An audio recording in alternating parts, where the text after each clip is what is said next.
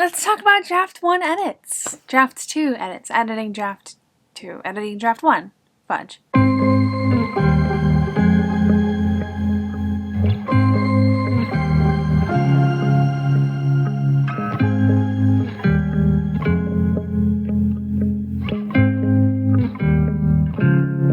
Hey guys, what's up? Welcome back to my channel. If you're new here, I'm Sarah Sutton. I'm an indie author of 6 young adult romance books, and they're right here. They're also linked down below in case any of you guys want to go check them out. They are available as an ebook, paperback, audiobook, and they're in Kindle Unlimited. Welcome back to my channel. Is this gonna bother me? It's just a microphone and a camera on my chest. Yeah. We're just gonna pretend it's not there, okay?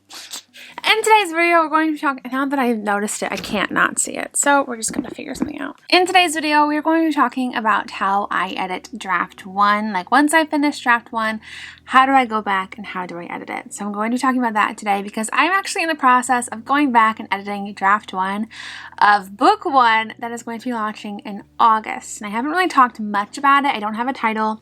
I don't have like a work in progress name either. Yeah, maybe we'll call it, I don't know. The main character's name is Maisie, like potentially, so maybe we'll call it just Maisie's story. I like it. Before we hop in, I do want to mention something exciting. Sarah Cannon's Publish and Thrive course is launching for another round in February, and the registration window actually opens today. Actually, I think it opened yesterday. But it opens this week. It's open this week and it's this week only. So Publish and Thrive is a self-publishing course and I've talked about in the past. It is the course that jump-started me on my self-publishing career. Like literally, I knew nothing before I took this course because I had been focused on traditional publishing my entire journey. And then when this course came out, I'm like, you know, I know nothing about self-publishing. I'll take it. And honestly, I attribute it to where I'm at right now. Totally, because without the course, I would have done so many things wrong. And it's actually open for enrollment this week. I do have videos where I've talked about it in the past, so I'm not going to harp on it too much today, but I will have those videos linked down below in case you guys want to go check it out. I also have a link down below for you guys to go get an in-depth look about the site and things like that. It is an affiliate link, so I do get a small commission if you choose to enroll through that link, but you don't have to use my link. I'm just saying I do get a small commission. I only am an affiliate of things that I believe in, and I definitely believe in this course. You can do a payment plan, you can pay in full. It's so nice. But yeah, all those links are down below. Check it out if you want to. But for now, let's dive into how I edit draft 1. Draft 2 edits. I technically am calling like this draft 2, but I am technically editing draft 1. That's right, right? That's right? Editing draft 1. Sounds weird to say, but I think it's true. I feel like editing is one of those things that seems super daunting, and in some cases it can be. For some books, it can be super daunting because like some books require way more edits than others. So it really is a book-by-book basis, but my general rule of thumb stays the same. Oh, I also want to preface, this is my routine. This is not like the end-all be-all routine because there is not one. Every writer is different. Every book is different, like I just said, and this works for me. If it works for you, great. If it doesn't, great, but I want to know what your process is down below too. So my first thing that I do is I let it sit for an X amount of time. There's really no standard time that I let it sit. Sometimes it's a week, sometimes it's 2 weeks, sometimes it's a full month. There's really no standard time. It just kind of depends on how exhausted I feel after writing draft 1. Like if I feel like, oh my gosh, draft 1's done, thank God, I'll probably let it sit for a month. But if I feel, oh yeah, draft 1's done, cool, I'll probably let it sit for a week or 2. It really depends on my mood for it, because if I'm feeling tired at the end of draft 1, I'm not gonna want to immediately jump into draft 2, which makes total sense. But I feel like coming back, if I'm in that state of mind, if I'm in that exhausted state of mind, coming back after a month gives me time to refresh, renew, and then jump into those edits. For Maisie's story, I actually only let it sit for 2 weeks, technically like a week and 2 weeks and a half, 2.5 weeks, because I was working on a different book, and then when it was time to start edits, which was on the 15th or 16th, I was still kind of feeling a little bit, I'd been going for a long time, so I was kind of feeling a little bit like tired, so I took another week off. So 2.5, 3 weeks. The next thing that I do, and I actually could be doing this in those 2 or 3 weeks where I'm taking time off. It depends on how dedicated I want to be to taking time off of the story entirely, or if I just want to take time off of writing and editing. But I will make a list of all of the changes that I want to make that I know I want to make. And typically I will make this either as I'm writing draft 1 or maybe just when I finish draft 1, because then it's still fresh in my head and I want to make sure I don't lose any of those ideas. But before I do start writing or start editing, I will make sure that list is updated, because typically in the time that I take off of working on that story, I am like thinking about it still, and I am still thinking about like possible fixes and changes, and so I will make sure it's updated and up to date. That's something I do, and it's really important because having a list to work off of, it's better than having just to rely on my brain, which I have a terrible memory. We all know. And that also comes to jot down changes as they come to me, even in the editing process. If I'm like on chapter 7 and I have an edit idea for chapter 1, instead of going back, I will just write it down and make sure I'm like going through entirely, making sure everything is consistent and that. But I also like to tackle big edits first. So the smaller things that are kind of like only 1 or 2 lines, I save those for last. But tackling bigger edits kind of dives into our next category, or like it's like you know how you have bullet lists, and sometimes bullet lists have bullet lists? We're in like the bullet list of tackling big edits. So we're gonna go into this little category. I don't know what I'm trying to say. I know what I'm trying to say in my head, but it's fine. So what I look for in terms of big edits is plot threads that are not tied up. So an example, my main character has issues with her family. If you've read my books, you know that I like to do issues with friends, family, love interest, and sometimes school. So my main character has an issue with her mother in draft 1 that I never tied up. And I know I never tied it up. I tied it up with the father, but I did not tie it up with the mom. I don't really remember why I didn't. I just think, I think it's because I didn't like make the whole subplot thread like important enough in the story. So I knew like I needed to go back and fix that. So I might as well hold off on doing the heartfelt resolution and wait until we fix the problem like throughout the story. Tying up plot threads that I just dropped, that's a big one. Making sure there are no plot holes. As I reflect on the story before I go into the edits, I will make sure that I personally don't remember any plot holes. I probably will find some when I'm reading. That always happens.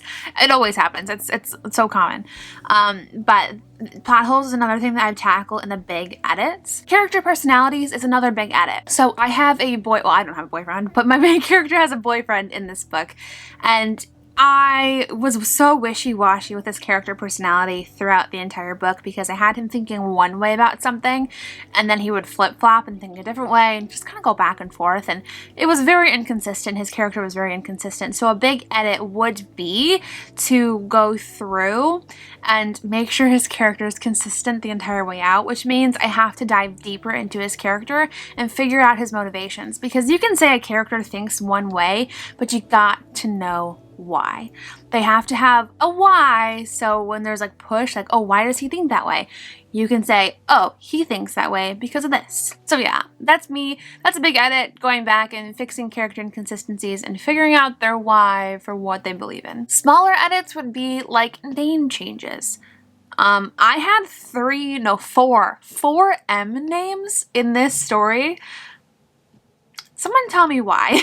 I don't know. I guess I just love M names. They're really pretty. Like Margot is an M name. Love that name. I just love M names. And apparently it shows because I had 4 M names in this book.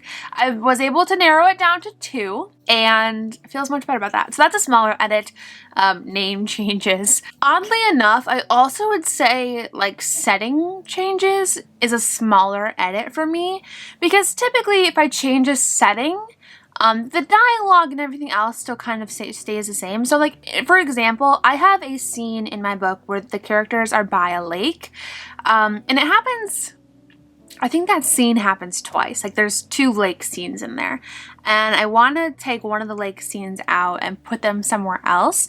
And so it sounds weird, but that's gonna be probably a minor edit for me, because I'm taking the same dialogue and let's say I'll put them in a coffee shop. All that I need to do is make sure I don't talk about the breeze in their hair because they're inside. I'd make sure I don't talk about water, and I would just replace it with, oh, she meets eyes with a person in line at the coffee bar. I'm a writer, guys, can't you tell? Making those minor tweaks because the structural aspects of the scene and the overall like tone and what needs to come across is gonna stay the same. It's just the setting that changes, and I feel like that's easy to kind of like work through. I will say several times like lines will still slip through. Like they'll be in a coffee shop and I'll say, oh, she dipped her toes in the water, and my editor will be like, what the heck? She dipped her toes like in her coffee? Things like that will slip through. That's why you have an editor. The next thing that I do is I read through it again when I finish the edits. So when I'm finished, and it kind of takes a while because I will like make the big edits, make the smaller edits, you know, I'll go back and, oh, I remembered a big edit, so I have to go back and make an edit, make the smaller edits, oh, I forgot the smaller edit here, you know, it's kind of like a bouncing all over the place kind of thing. But when I'm fully finished with like all the things I want to change, side note, Sarah, how do you tell, like, how do you know you're done with everything you want to change? How do you know it's time to stop changing things? Good question. Thank you for asking. I think it's really hard to find a place in your story where you feel like 100% confident in it, especially in such an early draft. I think that feeling of, okay, this draft is done, it's ready to be sent to an editor, you know, no more changes, kind of stems from like how I am feeling creatively, emotionally. If I sit down to work on this draft, how am I feeling about it? So I check in with myself. Like, am I excited to work through it? Am I feeling like, oh, okay, I don't even want to look at this book anymore? You know, how am I feeling? Which I hope I don't feel that way in such an early draft, but you know, because we have several read-throughs to go from there. But I like to keep in this mindset, this is more of the structural big picture changes. If I change something, will it make the scene better? Will it improve the scene? If it's no, if it makes the scene worse, then obviously I think I'm done editing. But if it's like, well, it kind of makes it the same. I can't think of an example, but if you want to make a change and it doesn't improve the story, if it doesn't propel the plot forward in an engaging way, if it, you know, is not unique and fun, and you know, if it doesn't make a positive change, even if it's like a neutral change, if it's neutral, you know, if it's negative, I would say for me, it would be time to take a break from the story, because at that point you're just changing things to change things and you're not really helping yourself in that regard. I think at that point you need to just send it off to an editor, send it off to beta readers, and get their feedback, because you don't want to be at this stage nitpicking every little thing and then send it to betas and they say, oh, this scene is awkward, this scene doesn't make sense, there's a plot hole here. You know, you really want that feedback as soon as you can. I think third draft for me is my nitpicking stage, because I know like that's where I look for more like line edit things, and I'm going to be making a video all about draft 3 when we do come to that process. If it's not a positive change, I would suggest pushing it off, letting other people read it, letting other people critique it, and waiting on that feedback.